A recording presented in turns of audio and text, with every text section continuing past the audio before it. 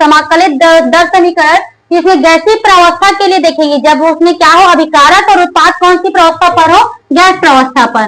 जैसे ये क्या हो गया हम लोगों का अभिकारक है और ये क्या बना हम लोगों का उत्पाद बना, ठीक है।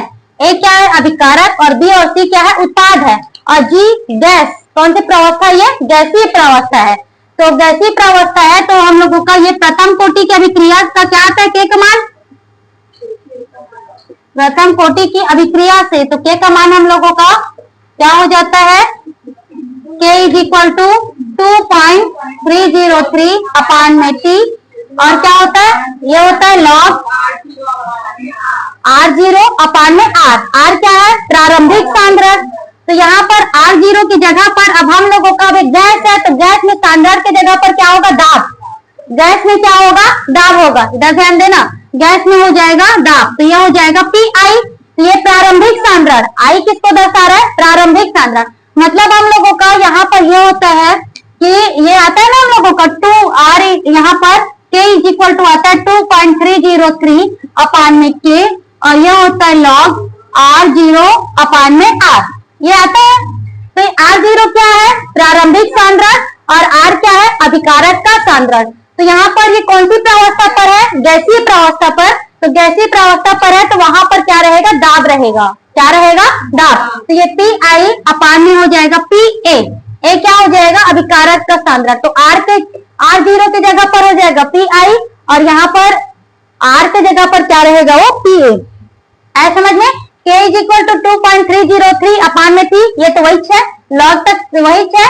PI क्या हो जाएगा, ये अभी प्रारंभिक सांद्रता R0 को दर्शा रहा है, और ये PA क्या हो रहा है अभिकारक का सांद्रता, अभिकारक क्या है A, और एक गैसीय प्रावस्था में है इसीलिए उसको क्या लेंगे दाब को लेंगे, ठीक है। गैसीय प्रावस्था है तो क्या हो जाएगा वो दाब हो जाएगा। तो यहाँ पर T इक्वल 0 समय प्रारंभिक समय, तो प्रारंभिक में क्या लेते हैं T इज इक्वल टू 0, प्रारंभिक समय तो T इज इक्वल टू क्या होगा 0, T इज इक्वल 0 पर दाब क्या होगा ये PI, क्या है ये PI, और T समय पर, समय क्या है T, तो समय T पर दाब क्या हो जाएगा ये PA, समय T पर दाब क्या हो जाएगा PA, ये इक्वेशन फर्स्ट है समझ में। K इज इक्वल टू 2.303 अपान में T लॉग PI अपान में PA, R0 की जगह पर क्या हो PI और R के जगह पर क्या है T, क्योंकि ये गैसीय प्रावस्था है तो गैसीय प्रावस्था में वहां पर वो सांद्रता की जगह पर उसमें क्या रहेगा दाब रहेगा, दाब जितना बढ़ेगा उसकी सांद्रता क्या होते जाती है बढ़ते जाती है। तो प्रारंभिक समय में T इज इक्वल 0 पर ये PI और T समय पर क्या हो गया PA। आप लोग उसको पढ़े डाल्टन का आंशिक दाब का नियम, ठीक है, डाल्टन का आंशिक दाब का नियम 11th क्लास में पढ़े हो, तो उसमें क्या रहते हैं जितने भी पात्र में जितने भी गैस रहते हैं उनके सभी दाबों के योग के बराबर होती है जितना भी दाब रहता है। तो यहाँ पर डाल्टन के आंशिक दाब के नियम के अनुसार, दाब के नियम के अनुसार, तो यहाँ पर हम लोगों का निकालेंगे PT मतलब ये टोटल कुल दाब, किसको दर्शा रहा है ये कुल दाब को। तो कुल दाब, तो यहाँ पर कुल दाब में देखो क्या क्या है, ये इसके कारण रहेगा अभिकारक के कारण दाब PA और उत्पाद में हो जाएगा PB प्लस PC, ये सभी का दाब का योग, ठीक है। डाल्टन का आंशिक दाब के नियम के अनुसार ये क्या हो जाएगा PT को PA plus PB plus PC। Dalton का आंशिक दाब का नियम कहता है जितने भी दाब रहेंगे सबका योग होना चाहिए, सबका योग के बराबर में कुल दाब होता है, ठीक है।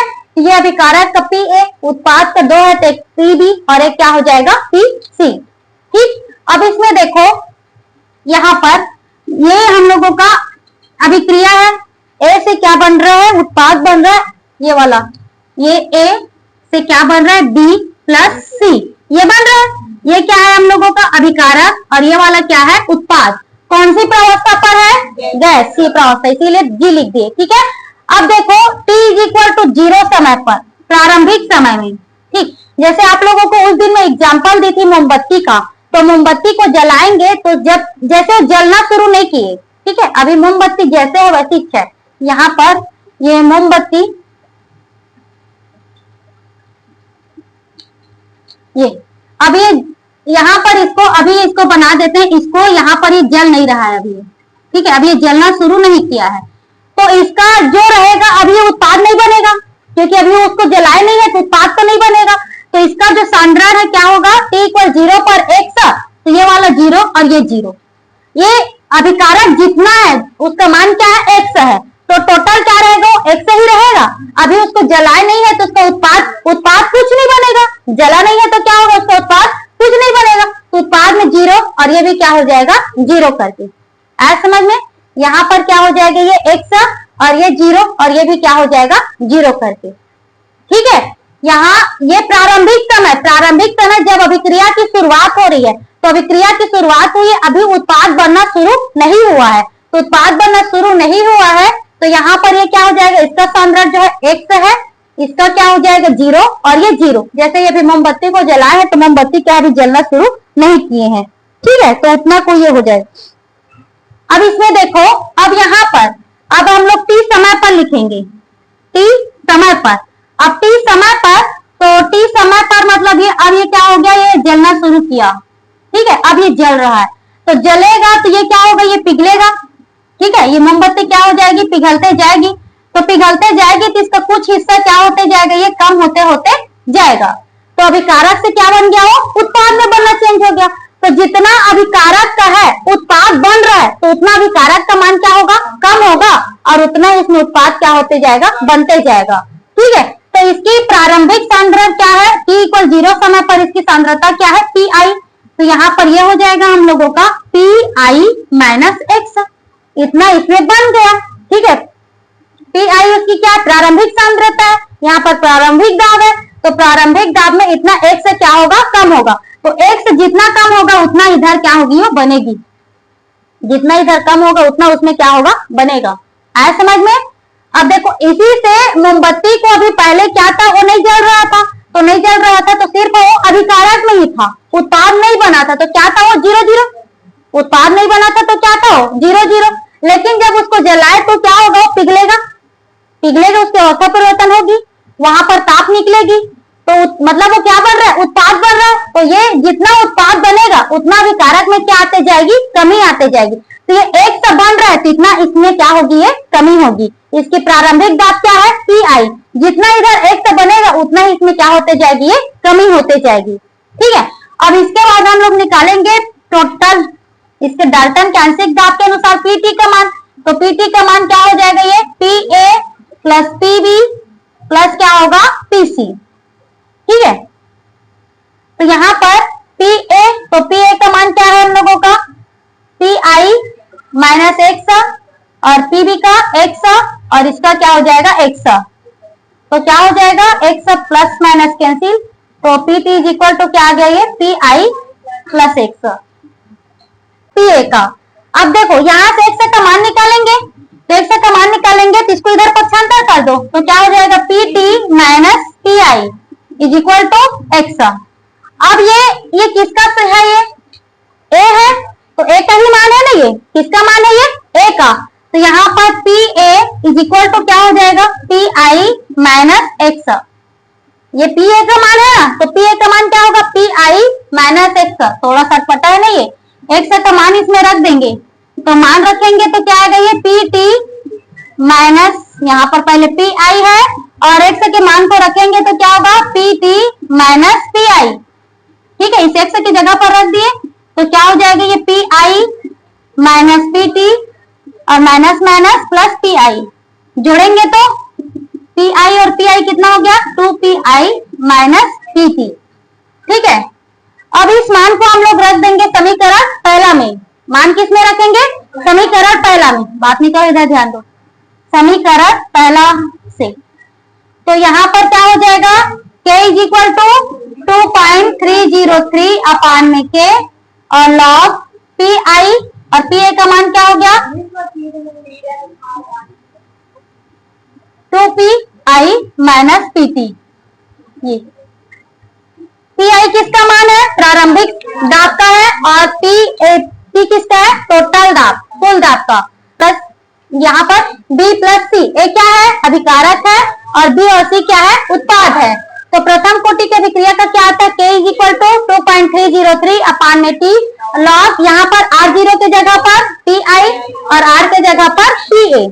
R0 मतलब प्रारंभिक सांद्रण होता है, तो उसके जगह पर प्रारंभिक दाब और यह अभिकारक का दाब। प्रारंभिक समय t इक्वल 0 पर दाब क्या हो जाएगा, Pi और t समय पर दाब Ta। तो डाल्टन कैंसिक दाब के नियम के अनुसार मतलब जितने भी रहेंगे सबके दाब के योग के बराबर होता है, तो Pt is equal to Pa plus Pb plus Pc। अब यहाँ पर इसका निकालेंगे तो A क्या हो जाएगा, B प्लस C, और यहाँ पर हम लोगों का t इज इक्वल टू 0 जब अभिक्रिया होना शुरू नहीं हुआ है, तो यहाँ पर ये इसका मान क्या रहेगा, x। तो अभिक्रिया करना शुरू ही नहीं हुआ तो उत्पाद कहाँ से बनेगा, तो उत्पाद का मान 0 0। अब ये t समय पर जब ये बन गया तो ये प्रारंभिक इसके दाब में इतना x का क्या होगा, कमी होगा, और जो कमी होगा वही उत्पाद में वृद्धि होगी। ठीक है, जो ये इधर से ये अभिक्रिया कर रहा है वही उसी तरफ जाकर क्या बनेगा, उत्पाद बनेगा। अब P टोटल तो यहाँ पर क्या हो जाएगा, Pa plus Pb plus Pc। यहाँ पर हम लोग क्या करेंगे, इसके मान को रखेंगे, तो ये होगा Pi, A का क्या है Pi माइनस x, इसका x और इसका x, प्लस माइनस क्या हो गया, कैंसिल, तो Pt का क्या आ गया, Pi प्लस x। अब मान किसका निकालेंगे, x का, जिसको इधर क्या कर दिए, पक्षांतर, तो Pt minus Pi is equal to x। अब देखो मान निकालना यहाँ पर हम लोगों को Pa का, तो Pa का मान निकालेंगे, तो Pa का क्या है, ये है इतना Pi माइनस x के मान को इसमें रख देंगे, तो यहाँ पर ये माइनस माइनस क्या हो गया, प्लस Pi और प्लस Pi तो 2Pi, तो Pa का मान क्या आ गया, 2Pi माइनस Pt। इस मान को रख देंगे समीकरण पहला में, तो K इज इक्वल टू क्या आ गया, 2.303 अपान में T लॉग Pi अपान में 2Pi माइनस Pt। ठीक है, ये किसके लिए है, गैसीय प्रावस्था के लिए। कहां पर ये किए, उधर का, कहां पर पूरा, ये Pt is equal to Pi plus x है, x का मान निकाले तो इसको इस साइड ले आए, तो ये क्या हो गया, Pt minus Pi is equal to x।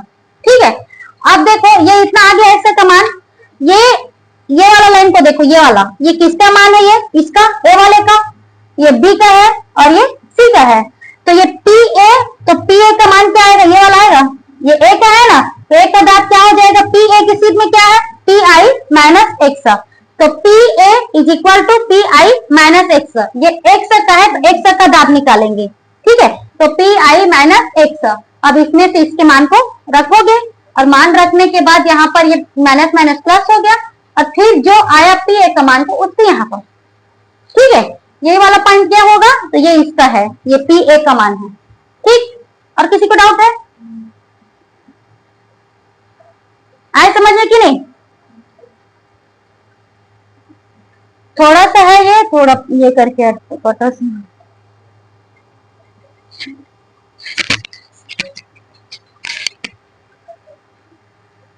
इसको उतने लिखने तक फिर मेरा मोबाइल पे ये भराते जाते हैं।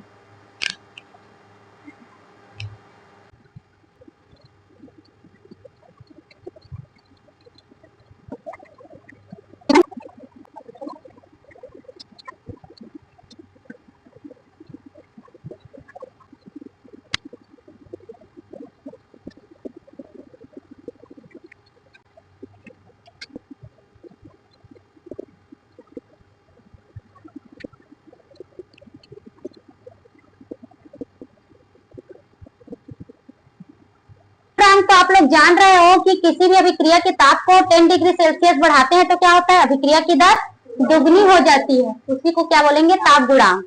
ठीक है, किसी भी अभिक्रिया की दर को मतलब उसके ताप को 10 डिग्री सेल्सियस बढ़ाते हैं तो अभिक्रिया की दर दुगनी हो जाती है।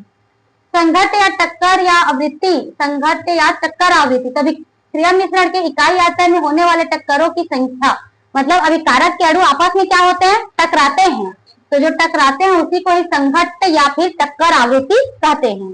ठीक है, अब प्रभावी टक्कर, तो अभिकारक के अणु आपस में क्या करेंगे, टकराएंगे, और टकरा करके क्या बनाएंगे, उत्पाद बनाएंगे। तो ये जरूरी नहीं है कि जितने अणु आपस में टकरा रहे हैं वो सभी क्या बनाए, उत्पाद बनाए। ठीक है, तो जिन अणुओं के टकराने से उत्पाद बनती है, जो उसमें भाग ले रहे हैं उत्पाद बनने में, वही प्रभावी टक्कर कहलाता है। टकराएंगे तो सभी, लेकिन सभी से उत्पाद नहीं बनेगा, और जिनसे उत्पाद बनेगी उसी को क्या बोलेंगे, प्रभावी टक्कर। अब देखो ऊर्जा अवरोधक, तो आप लोगों को मैं सक्रिय ऊर्जा बताई थी, इधर ध्यान देना। ऊर्जा अवरोधक। तो यहाँ पर क्या है, ये वाला अभिकारक है, तो अभिकारक क्या लेते जा रहा है, ऊर्जा लेते जा रहा है। अभिकारक क्या लेते जा रहा है, ऊर्जा लेते जा रहा है। अब ऊर्जा ले करके क्या होगा, यहाँ पर जब वो जाएगा तो ये पूरा ऊर्जा ले लिया, तो अब ये ऊर्जा लेने के बाद अब यहाँ से क्या हो जाएगा, ये उत्पाद में बनना परिवर्तित होगा। ये क्या है, अभिकारक। अब इसके बाद ये किसमें बन रहा है, ये उत्पाद बन गया। अभिकारक से क्या बना, उत्पाद बना। तो जो अंतिम ऊर्जा थी, ये यहाँ से धीरे धीरे क्या लेते गया, ऊर्जा लेते गया। तो यहाँ पर जो अंतिम ऊर्जा थी, तो इस ऊर्जा को बोलते हैं ऊर्जा अवरोधक। ठीक है, क्या कहलाएगा, ऊर्जा अवरोधक। मतलब ये क्या ऊर्जा है, देहली ऊर्जा। ठीक है, इससे जब तक ये ऊर्जा जो है देहली ऊर्जा के बराबर नहीं होगा, तब तक अभिकारक से उत्पाद नहीं बन सकती। ठीक है, जब तक ये ऊर्जा लेते लेते ये जा रही है, तो यहाँ पर ये अभिकारक से उत्पाद कब बनेगा, जब इसकी ऊर्जा देहली ऊर्जा के क्या हो जाती है, बराबर हो जाती है। जब ये देहली ऊर्जा के बराबर हो जाती है, तब वहां पर क्या बनता है, उत्पाद बनता है। तो इसको ऊर्जा अवरोधक यहाँ पर। ठीक है, तो ये क्या है, देहली ऊर्जा, मतलब ये क्या करते जा रहा है, ऊर्जा लेते जा रहा है। कब तक लेगा, जब तक उसकी ऊर्जा क्या हो, देहली ऊर्जा के बराबर ना हो जाए। और जब देहली ऊर्जा के बराबर हो जाएगा, तब उत्पाद बनना क्या होता है, शुरू होता है। और यहाँ इसको जो ऊर्जा लेते जा रहे हैं उसको क्या बोलते हैं, सक्रिय ऊर्जा। क्या बोलेंगे, सक्रिय ऊर्जा। है समझ में। तो ये लास्ट वाला ऊर्जा क्या है, देहली ऊर्जा। अगर देहली ऊर्जा से कम रहा तो क्या उत्पाद बनेगा, नहीं बन सकता ना। जब तक उसकी ऊर्जा देहली ऊर्जा के बराबर ना हो जाए या फिर उससे अधिक ना हो जाए, तब तक उत्पाद नहीं बन सकती। ठीक, और ये जो ऊर्जा लेते लेते जा रहा है, ये वाला क्या कहलाएगा, सक्रिय ऊर्जा। किसी रासायनिक अभिक्रिया की सक्रिय ऊर्जा कम है तो अभिकारक जल्दी संपन्न होगी कि लेट से, कम होगी। कम है तो जल्दी। जैसे ये लेते लेते ये सक्रिय ऊर्जा है, तो ये और लेते लेते जाएगा तो इसका मान क्या होगा, बढ़ते बढ़ते जाएगा। मतलब उसमें और क्या लगते जाएगा, समय लगेगा। तो और ये कम रहेगा तो जल्दी संपन्न होगी। सक्रिय ऊर्जा कम है तो अभिक्रिया क्या होगी, जल्दी संपन्न होगी। और सक्रिय ऊर्जा ज्यादा है तो लेट से संपन्न होगी। यही क्या है, सक्रिय ऊर्जा। आज समझ में।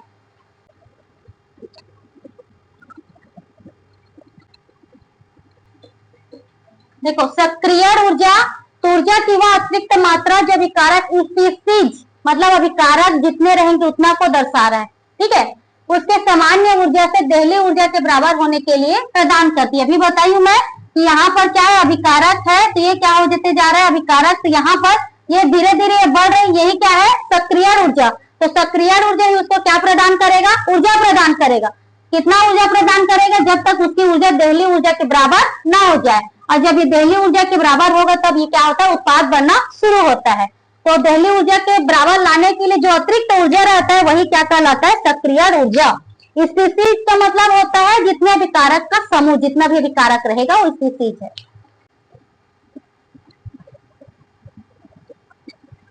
ए बी, ए क्या है, अग्र अभिक्रिया और बी क्या है, पश्च अभिक्रिया। ए अग्र अभिक्रिया और बी पश्च अभिक्रिया। अब आप लोग ताप क्रम का प्रभाव में दो तरह से देखिए, एक उष्माक्षेपी और एक उष्माशोषी। उष्माक्षेपी में क्या होता है, उष्मा का उत्सर्जन होता है, और उष्माशोषी में उष्मा का अवशोषण होता है। तो ए से बी उष्माक्षेपी में देखो, तो उष्माक्षेपी में ये अभिकारक वाला है और ये उत्पाद वाला है। तो ये किसमें उष्मा ज्यादा मात्रा में रहेगी उसको बताओ, उष्माक्षेपी में, अभिकारक में। उष्माक्षेपी में उष्मा की मात्रा किसमें ज्यादा रहेगी, ए में। उसके बाद उत्सर्जन कर देगा तो बी में क्या हो जाएगा, कम हो जाएगा। तो इसमें सक्रिय ऊर्जा किसका कम होगा और किसका ज्यादा, जिसका उष्मा ज्यादा है उसकी सक्रिय ऊर्जा कम, मतलब वो जल्दी से क्या बनेगा, उत्पाद। और जिसकी क्या हो जाएगी, उष्मा कम होगी, उसकी सक्रिय ऊर्जा अधिक, मतलब वो लेट से उत्पाद बनेगा। ठीक है, जिसकी उष्मा क्या है, ज्यादा है, उसकी सक्रिय ऊर्जा कम, मतलब उष्मा ज्यादा है जल्दी उत्पाद बनाएगा, और उष्मा कम है मतलब वो लेट से उत्पाद बनाएगा। तो ज्यादा है मतलब जल्दी उत्पाद, जो जल्दी उत्पाद कौन बनाता है, जिसकी सक्रिय ऊर्जा कम होती है, और लेट से कौन बनाएगा, जिसकी सक्रिय ऊर्जा ज्यादा होती है। तो उष्माक्षेपी में ए वाले की सक्रिय ताप क्या होगी, अधिक, और बी वाले की ताप कम। तो इसमें सक्रिय ऊर्जा किसका ज्यादा किसका कम, ए का कम और बी का अधिक। जिसका इसमें ताप अधिक है और इसका ताप कम, क्योंकि उत्सर्जित कर दिया, तो अभिक्रिया जल्दी कौन क्रिया करेगा? ये वाले का। अभिक्रिया की दर किसकी जल्दी होगी? अभिकारक की। तो इसमें क्या होगा? ये इसकी सक्रिय ऊर्जा कम और इसकी सक्रिय ऊर्जा अधिक। और उष्माशोषी में जस्ट उल्टा, इसका ताप कम और इसका ताप अधिक। इसका सक्रिय ऊर्जा अधिक और इसका सक्रिय ऊर्जा कम।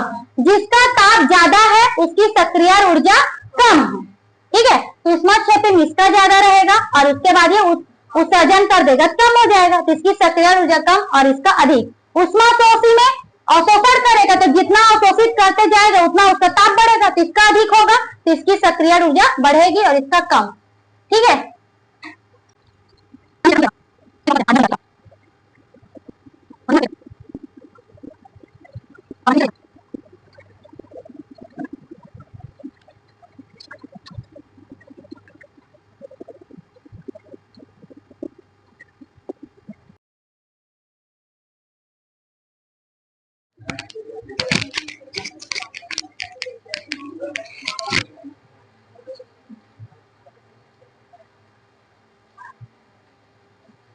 अग्राभिक्रिया में क्या होती है, पश्च में क्या होती है, उसी को बताना है।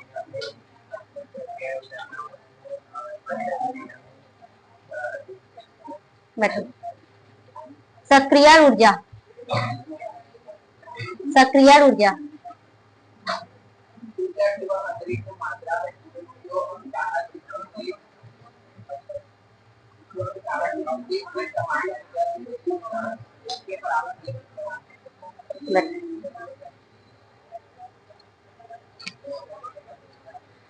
देखो, उत्प्रेरक, इधर ध्यान दो, उत्प्रेरक का प्रभाव अगला में। तो उत्प्रेरक क्या करता है? अवरोधक ऊर्जा के मान को कम कर देता है, जिससे सक्रिय ऊर्जा क्या हो जाएगी? कम हो जाएगी। और अभिक्रिया की दर का प्रभाव अगला में। तो उत्प्रेरक क्या करता है? अवरोधक ऊर्जा के मान को कम कर देता है, जिससे सक्रिय ऊर्जा क्या हो जाएगी? कम हो जाएगी और अभिक्रिया की दर क्या हो जाती है? बढ़ जाती है। यह अभिक्रिया की दर को क्या करता है? बढ़ाने का कार्य करती है। ऊर्जा अवरोधक के मान को कम कर देगा, तो अवरोधक का मान कम होगा, मतलब अभिक्रिया क्या होगी? जल्दी संपन्न होगी।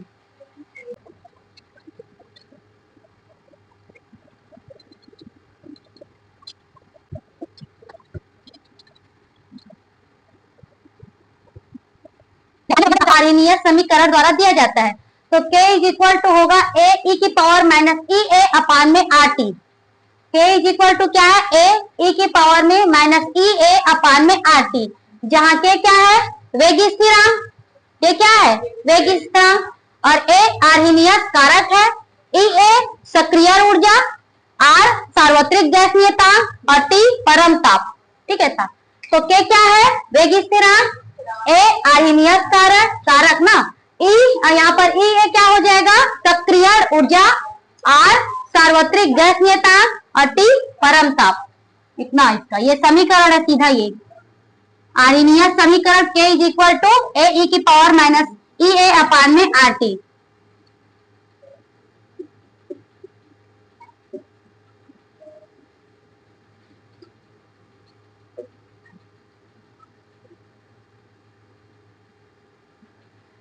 आर्हेनियस कारक में ये हो जाएंगे प्रभावी जो टक्कर में भाग लेने वाले अणुओं की संख्या।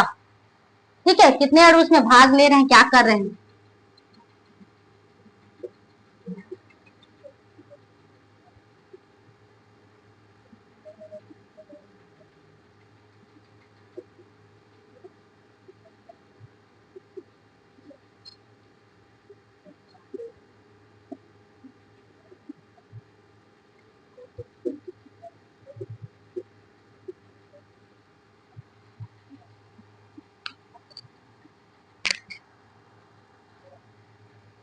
देखो इधर ध्यान दो आप, K इज इक्वल टू क्या है? A e की power minus E A upon में आर टी। ठीक है, देखो इधर दोनों पक्षों में क्या लेंगे? लॉग लेंगे, नेचुरल लॉग को। दोनों पक्षों में लॉग लेने पर तो हम लोग क्या लेते हैं? Natural log. ठीक है, और ये नेचुरल लॉग ही जाकर किस में चेंज होगा? लॉग में। इधर ध्यान दो, ये क्या हो जाएगा हम लोगों का? नेचुरल लॉग के, और ये नेचुरल लॉग ए ई की power minus E A upon में आर टी। ये हो गया। और log m n का क्या होता है, log m प्लस n करके, दोनों ये इतना एक अलग है और ये क्या है, अलग है, तो दोनों क्या हो जाएगा प्लस में, यहाँ पर log a plus natural log e की power minus E A upon में आर टी, log m इनका log m प्लस n करके, ठीक है। तो एक a और ये दोनों अलग अलग बढ़ रहा है, तो ये m प्लस n, तो log a plus log e की power minus E A upon में आर टी, ध्यान देते जाना, थोड़ा सा ये में है ये। अब यहाँ पर ये होता है हम लोगों का फार्मूला होता है ना, यहाँ पर log m की पावर n का क्या होता है, n log m, ये होता है। तो ये पावर में क्या है, ये log के जगह पर अभी नेचुरल log लिखाया है, ठीक है, और यहाँ पर m के जगह पर क्या है, e है, और n के जगह पर क्या है, माइनस ई ए अपान में आर टी। तो ये log m की पावर n का क्या होता है, n log m, तो ये क्या आ जाएगा हम लोगों का, माइनस ई ए अपान में आर टी, सामने आ गया, और बचा क्या, log e, यहाँ पर नेचुरल log e करके, ठीक है, आए समझ में। e के जगह m के जगह पर क्या है, e है, और इसके n के जगह पर ये जो पावर में है, वो पावर में जितना भी रहेगा सब क्या आ जाएगा, सामने में आ जाएगा। अब देखो यहाँ पर ये नेचुरल log e, इसका मान होता है 1, मान इसका कितना होता है 1, ये हो गया, ये हो गया हम लोगों का log k natural log a, और ये plus minus minus E A upon में क्या हो जाएगा, ये आर टी, इतना हो गया। अब हम लोग नेचुरल लॉग को लॉग में चेंज करते हैं तो क्या लिखते हैं, नेचुरल लॉग को लॉग में चेंज करते हैं तो क्या लिखते हैं, 2.303, और ये लॉग, और ये इसमें कुछ भी नहीं लिखते, मतलब ये 10 के बेस में रहता है ये, ठीक है, इसका बेस क्या रहता है 10। तो यहाँ पर लॉग नेचुरल लॉग है ये, तो नेचुरल लॉग को लॉग में चेंज करते हैं तो क्या लिखाता है, 2.303 लॉग 10। अब उसने लॉग करके लिखे थे लेकिन वो 10 के बेस में रहता है, ठीक है, तो इसके जगह पर क्या हो जाएगा, ये 2.303, और ये हो जाएगा हम लोगों का लॉग, और ये बेस में 10 और ये के छोड़ा, और उसके बाद ये हम लोग लॉग ए को ये करेंगे तो क्या होगा, ये लॉग, यहाँ पर ये हो जाएगा हम लोगों का 2.303 लॉग 10 के, और ये हो गया ए, माइनस क्या हो जाएगा, ई ए अपान में आर टी, ठीक है, ये हो गया। अब इसमें हम लोग क्या करेंगे, दोनों पक्षों में 2. यहाँ पर ये हम लोगों का है 2.303 लॉग 10 के, और ये इसमें हम लोग 2.303 को कॉमन निकालेंगे, तो कॉमन निकालेंगे तो क्या हो जाएगा 2.303, और यहाँ पर ये हो गया हम लोगों का लॉग 10a, इसमें है 2.303 नहीं है, तो नहीं है तो कहाँ जाएगा, वो नीचे में रहेगा, तो ई ए अपान में आर टी, 2.303 आर टी। देखो यहाँ पर है तो ये बाहर निकल गया, ठीक है, अब इसमें नहीं है तो ये कहाँ जाएगा, नीचे में, क्योंकि हम लोग इसको फिर से इंटू करेंगे, तो इंटू करेंगे तो इसके साथ में आ रहा है, और इसके साथ में होगा तो ये ऊपर और नीचे क्या होगा, कटेगा, तो कट करके फिर वही आएगा ना, ई ए अपान में आर टी, तो कॉमन निकालते हैं, जिसमें नहीं रहता तो कहाँ चला जाता है, नीचे में, आया समझ में, क्योंकि फिर से इसका गुणा करोगे आप, तो गुणा करोगे तो ये ऊपर में नीचे में है, कटेगा ना, तो ऊपर और नीचे कटेगा तो ये ए अपान में आर टी बचेगा, आया समझ में। अगर आप कॉमन निकाल रहे हो और इसमें का देखो, इसका हम लोग फिर से गुणा करेंगे तो इतना ही छुआ, और इसका क्या हो जाएगा 2.303, और ई ए अपान में 2.303, और ये आर टी, ये कट गया तो फिर से वही बचा कि नहीं बचा, बचा ना, तो इसीलिए जब कॉमन निकालते हैं तो जो नहीं रहता वो कहाँ जाता है, नीचे में जाता है, ठीक है। अब दोनों तरफ का क्या कटेगा, 2.303, और इसका कैंसिल हो गया तो क्या बचा, ये लॉग 10 के, और ये हो जाएगा log 10a minus E A upon में 2.303 आर टी, ठीक है। अब देखो हम लोग क्या करेंगे, इसका लॉग 10 के तथा 1/t के मध्य ग्राफ खींचेंगे, तो सरल रेखा का समीकरण, तो सरल रेखा का समीकरण क्या होता है हम लोगों का, y इक्वल में mx प्लस सी, पूरा इस चैप्टर में यही पढ़ रहे हो, y इक्वल में mx प्लस सी करके, तो इसमें देखो y के जगह पर क्या हो जाएगा, ये log 10 के, y के जगह पर क्या हो गया log 10 के, और x के जगह पर होगा 1/t, x के जगह पर क्या हो गया 1/t, y के जगह पर ये log 10 के तथा 1/t के मध्य ग्राफ खींच रहे हैं, ये किसका मान हुआ y का, और 1/t किसका मान हुआ x का। अब इसको हम लोग इसको इसी रूप में लिख रहे हैं y equal mx plus c, तो log 10 के, और इसको हम लोग क्या करेंगे, ये वाले को पहले लिखेंगे माइनस (2.303 RT) और प्लस क्या हो जाएगा log 10a। ठीक है, तो यहाँ पर m का मान क्या आया, प्रवणता का बताओ, प्रवणता m का माइनस (2.303 R), ये क्या है प्रवणता है। देखो ये mx होता है ना, तो x के जगह पर क्या लिखा है 1/t, x के जगह पर क्या लिखा है 1/t, और जितना बच जाएगा वो किसका मान है m। ठीक है, इसे तुलना किया हम लोग y equal mx plus c करके, तो यहाँ पर y के जगह पर क्या है log 10 के, और x के जगह पर क्या है 1/t, तो y is equal to mx plus c, तो ये y का मान हुआ 1/t x का हुआ, और माइनस (2.303 R) किसका मान हो गया ये m का, और अंताखंड क्या आया log 10a, c क्या है अंताखंड, तो इससे तुलना करोगे तो c के जगह पर क्या आ गया log 10a। अब हम लोग ग्राफ खींचेंगे इन दोनों के मध्य में, तो जैसे आप लोग खींचते हो वैसे क्या करना है, x अक्ष और ये y अक्ष, इसमें क्या लेंगे हम लोग 1/t, और यहाँ पर हम लोग क्या लेंगे log 10k। ठीक है, और ये हम लोगों का क्या बनता है ग्राफ बनता है, जिसमें m इज इक्वल टू क्या आएगा माइनस (अपान में क्या हो जाएगा 2.303 R), और यहाँ पर अंताखंड कितना है log 10a, ये क्या है अंताखंड।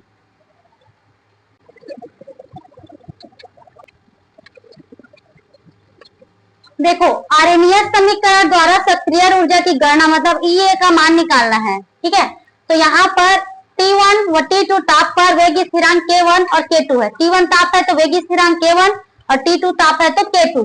तो हम लोगों का जो ये समीकरण आया है log 10 के, तो यहाँ पर 1 के लिए क्या हो जाएगा log 10 K1 is equal to हो जाएगा log 10a minus (EA) upon में हो जाएगा 2.303 R T1। ये जो है कारक वही रहेगा, चेंज होने वाला नहीं है, और सार्वत्रिक गैस नियतांक का मान वही रहता है, 1 2 3 नहीं होगा वो। ठीक है, तो ये K के जगह पर क्या लिखोगे K1, और T के जगह पर क्या लिखोगे T1। ठीक है, अब ये समीकरण पहला हुआ। अब दूसरे के लिए देखो क्या लिखा है, ये log 10 K2 इक्वल में log 10a minus (EA) upon में 2.303 R T2।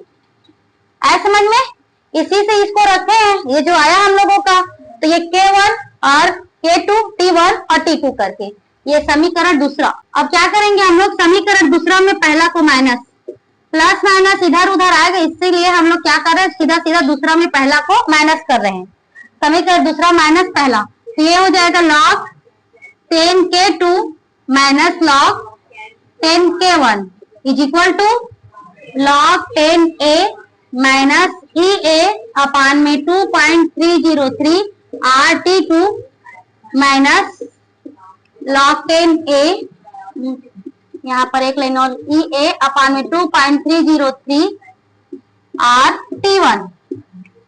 ठीक है, माइनस करते हैं तो क्या करते हैं, लेफ्ट को लेफ्ट की साइड माइनस करते हैं, राइट को राइट साइड की तरफ, तो log K2 minus log K1 is equal to क्या हो जाएगा log 10a minus (EA) upon में 2.303 R T2। उसके बाद माइनस करके इसको लिखना है, इधर ध्यान दो, ये log m minus log n का क्या होता है log m अपान में n, m के जगह पर क्या है K2, तो ये हो जाएगा log K2 अपान में K1, ये फार्मूला होता है हम लोगों का। यहाँ पर ये होता है हम लोगों का log m minus log n, और क्या होता है log m अपान में n, ये फार्मूला होता है। ठीक है, तो m के जगह पर क्या है K2 है, और n के जगह पर क्या है K1, तो ये K2 अपान में K1। इसको देखो यहाँ पर ये हो जाएगा log 10a minus (EA) upon में 2.303 R T2 minus log 10a और minus minus plus EA upon में 2.303 R T1। ये प्लस माइनस कट गया, ठीक है। अब ये हो गया हम लोगों का लॉग 10 K2 अपान में K1 और इसमें दोनों में कॉमन क्या हो जाएगा, EA अपान में 2.303।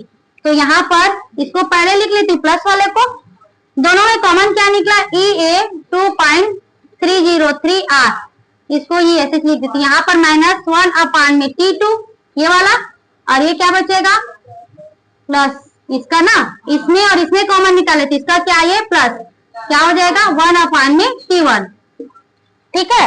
यहाँ पर हम लोग क्या कर दिए, कॉमन निकाले EA अपान में 2.303 R को, ये बचा -1 अपान में T2 और यहाँ पर +1 अपान में T1 करके, ये लॉग 10 K2 अपान में K1, ये हम लोगों का EA अपान में 2.303 R, इसको ऐसे लिख लेते 1 अपान में T1 -1 अपान में T2, ठीक है।